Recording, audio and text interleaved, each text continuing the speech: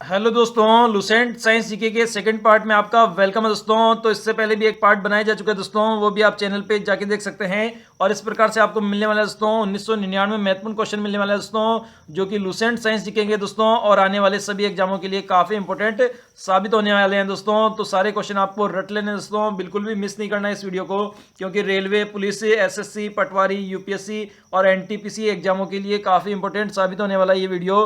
तो अगर आपको डेली लुसेंट साइंस जीके की वीडियो प्राप्त करनी है तो स्टडी रीड आउट चैनल को सब्सक्राइब कर लीजिए और बेल आइकन बटन को भी दबा लीजिए दोस्तों। तो शुरू करते हैं दोस्तों आज की वीडियो। क्वेश्चन है, पीडियाट्रिक्स निम्न में से किसके अध्ययन से संबद्ध है? तो इसका करेक्ट आंसर है ऑप्शन नंबर सी, शिशु रोग से संबंधित है पीडियाट्रिक्स कोर्स। नेक्स्ट है, विज्ञान की वह शाखा न्यूरोलॉजी में कौन सा अंग का अध्ययन किया जाता है? तो इसका करेक्ट आंसर है ऑप्शन नंबर ए, स्नायु तंत्र का अध्ययन किया जाता है न्यूरोलॉजी शाखा में। नेक्स्ट है, रेशम पालन कहलाता है? तो इसका करेक्ट आंसर है ऑप्शन नंबर ए, इसे सेरीकल्चर कहा जाता है रेशम पालन को। नेक्स्ट है, मधुमक्खी का अध्ययन किया जाता है? तो इसका करेक्ट आंसर है ऑप्शन नंबर ए, एपीकल्चर में किया जाता है मधुमक्खी का अध्ययन। नेक्स्ट है, जनसंख्या का अध्ययन किया जाता है? तो इसका करेक्ट आंसर है ऑप्शन नंबर डी, बिल्कुल करेक्ट है, डेमोग्राफी में किया जाता है जनसंख्या का अध्ययन। नेक्स्ट है, मांसपेशियों का अध्ययन करते हैं? तो इसका करेक्ट आंसर है ऑप्शन नंबर बी, मायोलॉजी में किया जाता है मांसपेशियों का अध्ययन। जंतु तथा उसके आस के वातावरण से संबंधित अध्ययन को कहते हैं? तो इसका करेक्ट आंसर है ऑप्शन नंबर ए, इसे पारिस्थितिकी कहते हैं जब जंतु और उसके आसपास के वातावरण का अध्ययन करते हैं। नेक्स्ट है, जंतु विज्ञान की वह शाखा जिसके अंतर्गत आनुवंशिक लक्षणों तथा उनकी वंशागति का अध्ययन किया जाता है कहलाती है? तो इसका करेक्ट आंसर है ऑप्शन नंबर डी, इसे जेनेटिक्स कहा जाता है, जिसके अंदर आनुवंशिक लक्षणों और उसकी वंशागति का अध्ययन किया जाता है। नेक्स्ट है, जंतु विज्ञान की वह शाखा जिसके अंतर्गत जंतु की बाहरी आकृति एवं बाहरी संरचना का अध्ययन किया जाता है कहलाती है? तो इसका करेक्ट आंसर है ऑप्शन नंबर बी, इसे मार्फोलॉजी कहा जाता है जब जंतु की बाहरी आकृति और संरचना का अध्ययन किया जाता है। मछली तथा उससे संबंधित उद्योग का अध्ययन कहलाता है? तो इसका करेक्ट आंसर है ऑप्शन नंबर सी, इसे इक्विथियोलॉजी कहते हैं, मछली और उससे संबंधित उद्योग को। नेक्स्ट है, कीटों से संबंधित जीव विज्ञान की शाखा कहलाती है? तो इसका करेक्ट आंसर है ऑप्शन नंबर ए, इसे एंटीमोलॉजी कहा जाता है, जिसमें कीटों का अध्ययन किया जाता है। नेक्स्ट है, मनुष्य के वातावरण को सुधारने से नस्ल सुधारना कहलाता है? तो इसका करेक्ट आंसर है ऑप्शन नंबर बी, बिल्कुल करेक्ट है, इसे यूथेनिक्स कहा जाता है, जब मनुष्य वातावरण को सुधारता है तो उसकी नस्ल भी सुधरती है।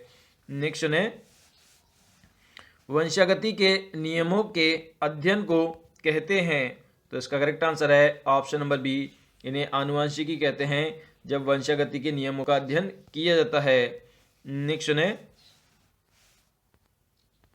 मोलस्का समुदाय के जंतुओं के कवच का अध्ययन कहलाता है? तो इसका करेक्ट आंसर है ऑप्शन नंबर बी, इसे कॉन्कोलॉजी कहा जाता है। क्वेश्चन है, कैंसर संबंधी रोगों के अध्ययन कहलाता है? तो इसका करेक्ट आंसर है ऑप्शन नंबर सी, इसे ओकोलॉजी कहा जाता है, कैंसर से संबंधित रोगों के अध्ययन को। नेक्स्ट है, घाव का अध्ययन क्या कहलाता है? तो इसका करेक्ट आंसर है ऑप्शन नंबर सी, बिल्कुल करेक्ट है, इसे टेमोटोलॉजी कहा जाता है, घाव के अध्ययन को। नेक्स्ट है, हिस्टोलॉजी किससे संबंधित है? तो इसका करेक्ट आंसर है ऑप्शन नंबर ए, उत्तक से संबंधित है हिस्टोलॉजी। नेक्स्ट है, आर्थिनोलॉजी में किसका अध्ययन किया जाता है? तो इसका करेक्ट आंसर है ऑप्शन नंबर ए, पक्षी का अध्ययन किया जाता है आर्थिनोलॉजी में। नेक्स्ट है, तितलियों का अध्ययन कहलाता है? तो इसका करेक्ट आंसर है ऑप्शन नंबर सी, इसे लेपिडोप्टेरियोलॉजी कहा जाता है, तितलियों के अध्ययन को। पेंटियोटोलॉजी में किसका अध्ययन किया जाता है? तो इसका करेक्ट आंसर है ऑप्शन नंबर डी, जीवाश्म का अध्ययन किया जाता है पेंटोलॉजी में। नेक्स्ट है फ्यूज का सिद्धांत है? तो इसका करेक्ट आंसर है ऑप्शन नंबर सी, बिल्कुल करेक्ट है। यह विद्युत का ऊष्मीय प्रभाव है, फ्यूज का सिद्धांत।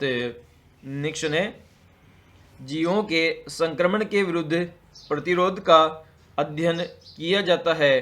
तो इसका करेक्ट आंसर है ऑप्शन नंबर बी, इम्यूनोलॉजी में किया जाता है। जो जीव है उनमें जो संक्रमण के लिए जो प्रतिरोध का जो अध्ययन है उसे इम्यूनोलॉजी कहा जाता है। नेक्स्ट है अस्थियों का अध्ययन विज्ञान की किस शाखा के अंतर्गत किया जाता है? तो इसका करेक्ट आंसर है ऑप्शन नंबर बी, ऑस्टियोलॉजी के अंतर्गत किया जाता है, जो हमारी अस्थियां हैं उनका अध्ययन। नेक्स्ट है मानव त्वचा का अध्ययन करने वाली अभिविज्ञान की शाखा कहलाती है? तो इसका करेक्ट आंसर है ऑप्शन नंबर डी, इसे डर्मेटोलॉजी कहा जाता है, जिसमें मानव की त्वचा का अध्ययन किया जाता है। नेक्स्ट है भूमिगत जल के प्रवाह के साथ नीचे बहने वाले प्रदूषकों को क्या कहते हैं? तो इसका करेक्ट आंसर है ऑप्शन नंबर ए, इन्हें निक्षालक कहा जाता है। नेक्स्ट है भूमिगत जल को दूषित करने वाला अजैविक प्रदूषक है? तो इसका करेक्ट आंसर है ऑप्शन नंबर सी, जो आर्सेनिक है वह अजैविक प्रदूषक है जो कि भूमिगत जल को दूषित करता है। नेक्स्ट है पर्यावरण संरक्षण के लिए कौन सी अंतर्राष्ट्रीय एजेंसी कार्य कर रही है? तो इसका करेक्ट आंसर है option number C, green peace agency कार्य कर रही है पर्यावरण संरक्षण के लिए। नेक्स्ट है उर्वरक के अत्यधिक प्रयोग से होता है? तो इसका करेक्ट आंसर है ऑप्शन नंबर डी, ये सभी, मतलब मृदा का प्रदूषण होता है, जल प्रदूषण होता है, वायु प्रदूषण होता है, तो ये तीनों ही कार्य होते हैं उर्वरक का अत्यधिक प्रयोग से। नेक्स्ट है वायु प्रदूषण के फलस्वरूप लोगों को फुफ्फुस कैंसर से अधिक मारने वाला रोग है? तो इसका करेक्ट आंसर है ऑप्शन नंबर सी, वात स्फीति रोग है, जो कि फुफ्फुस रोग से अधिक मारता है वायु प्रदूषण की समस्या में। नेक्स्ट है इसके द्वारा जल को प्रदूषक को साफ करने के लिए बायोफिल्टर के रूप में पाइला ग्लोबोसा प्रयुक्त किया जाता है? तो इसका करेक्ट आंसर है ऑप्शन नंबर डी, कैडमियम जो प्रदूषक है उसे साफ करने के लिए प्रयोग किया जाता है बायोफिल्टर के रूप में पाइला ग्लोबोसा। पैरोक्सी एसिटिलीन नाइट्रेट क्या है? तो इसका करेक्ट आंसर है ऑप्शन नंबर सी, ये गौण प्रदूषक का उदाहरण है पैरोक्सी एसिटिलीन नाइट्रेट। नेक्स्ट है निम्न में से कौन सा जैव निम्नीकरण प्रदूषक है? तो इसका करेक्ट आंसर है ऑप्शन नंबर ए, वाहित मल है, जो कि जैव निम्नीकरण प्रदूषक है। नेक्स्ट है फ्लाई ऐश वातुषक है, इसके द्वारा उत्पन्न होता है? तो इसका करेक्ट आंसर है option number A, thermal power plant के द्वारा उत्पन्न होता है फ्लाई ऐश वातावरण प्रदूषक। नेक्स्ट है निम्न में से कौन सा जैव निम्नीकरण है? तो इसका करेक्ट आंसर है ऑप्शन नंबर ए, जो कागज है वह जैव निम्नीकरण का उदाहरण है। नेक्स्ट है ब्राउन एयर शब्द का प्रयोग किसके लिए किया जाता है? तो इसका करेक्ट आंसर है ऑप्शन नंबर बी, प्रकाश रासायनिक धुएं के लिए प्रयोग किया जाता है ब्राउन एयर शब्द का प्रयोग। नेक्स्ट है हरित ग्रह प्रभाव का अर्थ है? तो इसका करेक्ट आंसर है ऑप्शन नंबर ए, बिल्कुल करेक्ट है। वायुमंडल में ग्रीन हाउस गैसों के घनीकरण के कारण वायुमंडल का जो तापमान जो बढ़ जाता है उसे ही हरित ग्रह प्रभाव कहते हैं। तेजाब वर्षा पर्यावरण में निम्न प्रदूषक से होती है? तो इसका करेक्ट आंसर है ऑप्शन नंबर सी, बिल्कुल करेक्ट है। नाइट्रस ऑक्साइड और कार्बन डाइऑक्साइड के द्वारा होती है जो तेजाब वर्षा है वह पर्यावरण में। नेक्स्ट है वायुमंडल में उपस्थित ओजोन परत अवशोषित करती है? तो इसका करेक्ट आंसर है option number C, ultraviolet किरणों को अवशोषित करती है ओजोन परत। नेक्स्ट है, निम्न में से कौन सी गैस वैश्विक उष्णता के लिए उत्तरदायी है? तो इसका करेक्ट आंसर है option number C, carbon dioxide gas और मीथेन गैस उत्तरदायी है वैश्विक उष्णता के लिए। नेक्स्ट है, वायुमंडल में जिस ओजोन छिद्र का पता लगाया गया है वह कहाँ स्थित है? तो इसका करेक्ट आंसर है ऑप्शन नंबर बी, अंटार्कटिक महासागर से ऊपर स्थित है ओजोन छिद्र। नेक्स्ट है, वैश्विक तापन के फलस्वरूप हो सकता है? तो इसका करेक्ट आंसर है ऑप्शन नंबर डी, ये सभी, मतलब समुद्र तल में वृद्धि, फसल के स्वरूप में परिवर्तन, तट रेखा में परिवर्तन, तो ये तीनों ही कार्य हो सकते हैं वैश्विक तापन के फलस्वरूप। नेक्स्ट है, मानव जनित पर्यावरण आते हैं? तो इसका करेक्ट आंसर है ऑप्शन नंबर बी, इन्हें परजैविक प्रदूषण कहते हैं जो कि मानव जनित होते हैं। नेक्स्ट है, राष्ट्रीय पर्यावरण अभियांत्रिकी संस्थान कहाँ स्थित है? तो इसका करेक्ट आंसर है ऑप्शन नंबर ए, नागपुर में स्थित है राष्ट्रीय पर्यावरण अभियांत्रिकी संस्थान। नेक्स्ट है, निम्न में से कौन अधिकतम ध्वनि का कारण है? तो इसका करेक्ट आंसर है ऑप्शन नंबर सी, जो जेट उड़ान है वह अधिकतम ध्वनि प्रदूषण का कारण है। नेक्स्ट है, ऊर्जा के किस रूप में प्रदूषण की समस्या नहीं होती है? तो इसका करेक्ट आंसर है ऑप्शन नंबर डी, जो सौर ऊर्जा होती है जो कि सूर्य से प्राप्त होती है उसमें प्रदूषण की समस्या नहीं होती है। इसके अलावा कोयला, परमाणु और पेट्रोल, इन तीनों से ही प्रदूषण की समस्या होती है। नेक्स्ट है, यदि जल का प्रदूषण वर्तमान गति से होता रहा तो अंत में होगा? तो इसका करेक्ट आंसर है ऑप्शन नंबर सी, जल पादपों के लिए ऑक्सीजन के अणु अप्राप्य हो जाएंगे और सारे ही जल प्राप्त जो पादप है वह नष्ट हो जाएंगे। नेक्स्ट है, सूर्य से आने वाली हानिकारक पराबैंगनी किरणों से होता है? तो इसका करेक्ट आंसर है ऑप्शन नंबर सी, त्वचा का कैंसर हो जाता है जो हानिकारक किरणें आती है जिनका नाम है पराबैंगनी विकिरणें। नेक्स्ट है, डीडीटी होता है? डीडीटी होता है? तो इसका करेक्ट आंसर है ऑप्शन नंबर सी, अजैविक अपघटनीय प्रदूषक का नाम है डीडीटी। इसका नाम आपने भी सुना होगा, खाद के रूप में यूज करते हैं इसे खेतों के रूप में, और इस पर बैन लगा दिया है गवर्नमेंट ने। नेक्स्ट है, मिनीमाता महामारी जिसके कारण 1965 में जापान के अनेक लोग मरे थे, पानी में इसके प्रदूषण का कारण हुई? तो इसका करेक्ट आंसर है ऑप्शन नंबर बी, भारत के कारण हुई। पानी का जो प्रदूषण हुआ था उसके कारण 1965 में जो मिनीमाता महामारी है उससे अनेक लोग मरे थे जापान में। नेक्स्ट है, निम्नलिखित में से कौन सा वायुमंडलीय प्रदूषक नहीं होता है? तो इसका करेक्ट आंसर है option number C, carbon dioxide है जो कि वायुमंडलीय प्रदूषक नहीं है। और इसके अलावा hydrocarbon, carbon monoxide, sulphur dioxide, ये तीनों ही वायुमंडलीय प्रदूषक के उदाहरण हैं। नेक्स्ट है, कार्बन मोनोऑक्साइड एक प्रदूषक है क्योंकि?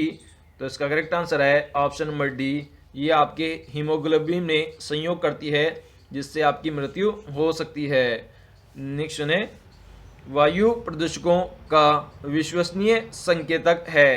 तो इसका करेक्ट आंसर है लाइकेन और मॉस है विश्वसनीय संकेतक वायु प्रदूषकों का।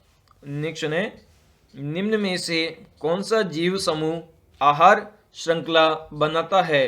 तो इसका करेक्ट आंसर है ऑप्शन नंबर बी, घास, बकरी, मानव, ये तीनों मिलकर बनाते हैं आहार श्रृंखला को। नेक्स्ट है, प्रथम विश्व पर्यावरण दिवस मनाया गया था? तो इसका करेक्ट आंसर है ऑप्शन नंबर सी, 1973 ईस्वी में बनाया गया था पहली बार विश्व पर्यावरण दिवस के रूप में। नेक्स्ट है, विश्व पर्यावरण दिवस किस दिन मनाया जाता है? तो इसका करेक्ट आंसर है ऑप्शन नंबर सी, प्रत्येक साल 5 जून को मनाया जाता है विश्व पर्यावरण दिवस के रूप में। नेक्स्ट है पारिस्थितिकी विज्ञान केंद्र कहाँ स्थित है? तो इसका करेक्ट आंसर है ऑप्शन नंबर डी, बेंगलुरु में स्थित है पारिस्थितिकी विज्ञान केंद्र। नेक्स्ट है आनुवांशिकता के नियमों के जन्मदाता है? तो इसका करेक्ट आंसर है ऑप्शन नंबर सी, मेंडल है जिन्होंने दिए हैं आनुवांशिकता के नियम। नेक्स्ट खाद्य श्रृंखला में मानव है? तो इसका करेक्ट आंसर है ऑप्शन नंबर ये, प्राथमिक और द्वितीय उपभोक्ता है खाद्य श्रृंखला में मानव। नेक्स्ट है निम्न में से कौन पारिस्थितिकी तंत्र के विषय में सही नहीं है? तो इसका करेक्ट आंसर है ऑप्शन नंबर सी, यह एक बंद तंत्र है। ये बात बिल्कुल गलत है पारिस्थितिकी तंत्र से। इसके अलावा ऑप्शन नंबर ए है, यह अजैविक एवं जैविक दोनों संगठनों से युक्त है। बिल्कुल सही है। ऑप्शन नंबर बी है, इसकी अपनी स्वयं की उत्पादकता होती है। बिल्कुल सही है। तो ये दोनों ही ऑप्शन सही है। यह एक बंद तंत्र है, ये बात बिल्कुल गलत है। नेक्स्ट है निम्न में से कौन सी हरित गृह गैस नहीं है? तो इसका करेक्ट आंसर है ऑप्शन नंबर डी, जो नाइट्रोजन जो गैस है वह हरित गृह गैस नहीं है। इसके अलावा कार्बन डाइऑक्साइड, मीथेन और नाइट्रस ऑक्साइड ये तीनों ही हरित गृह गैसें हैं। नेक्स्ट है अपने ही वातावरण में एक जैव समुदाय जैसे तालाब, वन, महासागर, यहाँ तक कि एक जल जीवशाला थी को कहा जाता है? तो इसका करेक्ट आंसर है ऑप्शन नंबर डी, इसे पारिस्थितिकी तंत्र कहा जाता है जिसके अंदर तालाब, वन, महासागर और जल जीवशाला होती है। नेक्स्ट निम्न में से कौन एक प्रवाल विरंजक का सबसे अधिक प्रभावी कारक है? तो इसका करेक्ट आंसर है ऑप्शन नंबर सी, सागरीय जल में सामान्य तापमान में वृद्धि होना एक प्रवाल विरंजक का सबसे अधिक प्रभाव है। नेक्स्ट है एक मनुष्य के जीवन को पूर्ण रूप से धरणीय करने के लिए आवश्यक न्यूनतम भूमि को कहा जाता है? तो इसका करेक्ट आंसर है ऑप्शन नंबर बी, इसे पारिस्थितिकीय पदछाप कहा जाता है। नेक्स्ट है दो भिन्न समुदायों के बीच का संक्रांति क्षेत्र कहलाता है? तो इसका करेक्ट आंसर है ऑप्शन नंबर डी, इसे इकोटोन कहा जाता है, दो भिन्न समुदायों के बीच का संक्रांति केंद्र। नेक्स्ट है धरणीय विकास जिसके उपयोग के संदर्भ में अंतर पीढ़ीगत संवेदनशीलता का विषय है? तो इसका करेक्ट आंसर है ऑप्शन नंबर ए, प्राकृतिक संसाधन है। नेक्स्ट है भारत में धरणीय विकास के रूप में विद्युत उत्पादन का सबसे अच्छा स्रोत कौन सा है? तो इसका करेक्ट आंसर है ऑप्शन नंबर सी, बिल्कुल करेक्ट है। जो जल विद्युत है वह सबसे अच्छा स्रोत है भारत में धरणीय विकास का। नेक्स्ट है मैंग्रोव वनों का वैश्विक तापन का क्या प्रभाव होगा? तो इसका करेक्ट आंसर है ऑप्शन नंबर बी, मैंग्रोव के विशाल क्षेत्र जलमग्न हो जाएंगे अगर वैश्विक तापमान में वृद्धि होती है। नेक्स्ट है पर्यावरण आयोजन के साथ मूलतः संबंधित संगठक है? तो इसका करेक्ट आंसर है ऑप्शन नंबर बी, बिल्कुल करेक्ट है, नीरी है जो कि संबंधित संगठक है पर्यावरण आयोजन से संबंधित। नेक्स्ट है चारण आहार श्रृंखला के आधार पर तल में जीव होते हैं? तो इसका करेक्ट आंसर है ऑप्शन नंबर ए, तल में जो जीव होते हैं वह उत्पादक का कार्य करते हैं चारण श्रृंखला में। जब पादप विविधता को प्राकृतिक आवास में संरक्षित किया जाता है तो इस संरक्षण को कहते हैं? तो इसका करेक्ट आंसर है ऑप्शन नंबर बी, इसे स्वस्थानी कहा जाता है। नेक्स्ट है यदि विश्व के सभी पादप मर जाते हैं तो सभी पशु भी इसकी कमी के कारण मर जाएंगे? तो इसका करेक्ट आंसर है ऑप्शन नंबर डी, ऑक्सीजन की कमी के कारण मर जाएंगे। अगर सभी पादप विश्व के मर जाते हैं तो ऑक्सीजन जो होती है जो कि प्राणवायु है वह समाप्त हो जाएगी और इस कारण से सभी पशु और मानव भी मर जाएंगे। नेक्स्ट सुने, निम्न में से किस कार्य से पारिस्थितिकी संतुलन बिगड़ता है? तो इसका करेक्ट आंसर है ऑप्शन नंबर ए, लकड़ी काटने से बिगड़ता है पारिस्थितिकी संतुलन। नेक्स्ट है, विश्व में सबसे अधिक तेज से बढ़ने वाला जल पादप है? तो इसका करेक्ट आंसर है ऑप्शन नंबर सी, जो जल हायासिंथ है, जो कि पादप है, जल पादप, यह सबसे तेजी से बढ़ता है। नेक्स्ट, ओजोन इतरी सांद्रता पर गंभीर फुफ्फुसीय क्षोभ उत्पन्न करके मानव स्वास्थ्य को प्रभावित करता है? तो इसका करेक्ट आंसर है ऑप्शन नंबर सी, ये 9.0 ppm तक प्रभावित करता है। नेक्स्ट है, वातावरण में ग्रीन हाउस गैसों के बढ़ते बाहुल्य के कारण निम्नलिखित प्रभावित हुए हैं सिवाय? तो इसका करेक्ट आंसर है ऑप्शन नंबर सी, ऑक्सीजन निषेचन प्रभाव के अलावा सभी प्रभावित हुए हैं। इसमें ऑप्शन नंबर ए है, भूमंडलीय गर्मी बढ़ी है, बिल्कुल सही है। समतापमंडल में ओजोन परत का अवक्षय हुआ है, ये भी सही है। कार्बन डाइऑक्साइड निषेचन प्रभाव पड़ा है, ये भी सही है। तो यहाँ पर जो प्रभाव नहीं हुआ वो केवल एक प्रभाव है, ऑक्सीजन निषेचन का प्रभाव नहीं पड़ा ग्रीन हाउस गैसों के बढ़ते बाहुल्य से। नेक्स्ट है, इको मार्क उन भारतीय उत्पादों को दिया जाता है जो? तो इसका करेक्ट आंसर है ऑप्शन नंबर बी, पर्यावरण के प्रति मैत्रीपूर्ण होती है, उन्हीं उत्पादों को इको मार्क उत्पादन दिया जाता है।